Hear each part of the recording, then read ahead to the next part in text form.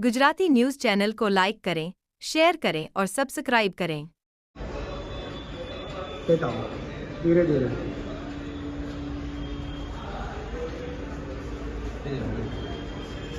ऊपर जाते जो ऊपर ऊपर ऊपर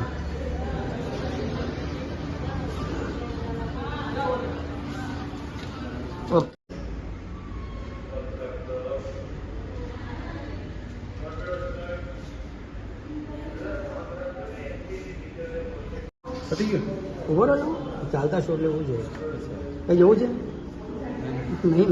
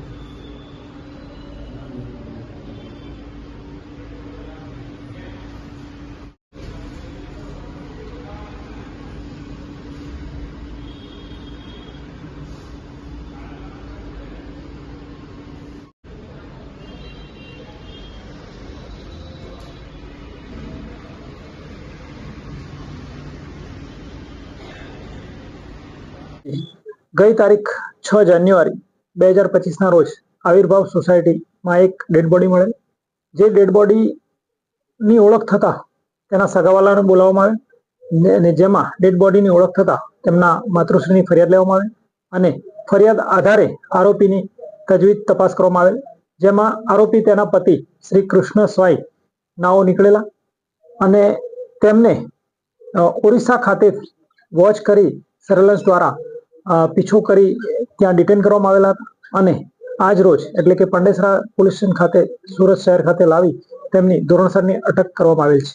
બનાવની વિગત એવી છે કે આરોપીએ પોતાની પત્ની પર ચારિત્ર્યની શંકા રાખી અને મૃત્યુ નિપજાવેલ છે.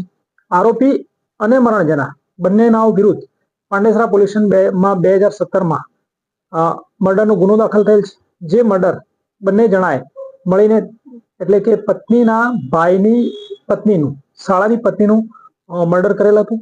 જેનું કારણ પ્રોપર્ટીનો વિખવાદ હતો અને ત્યારબાદ બંને જેલમાં હતા. પ્રથમ મહિલા છૂટેલી હતી અને ગઈ તારીખ 23/12/2024 રોજ આ કૃષ્ણા સ્વાઈ છૂટેલ અને આવીને તેની પત્ની બદચલન હોવાનું તેને જણાતા તેણે પત્નીને પોતાની રૂમમાં જ હત્યા કરેલાનું ગઈકાલે કબૂલેલ છે.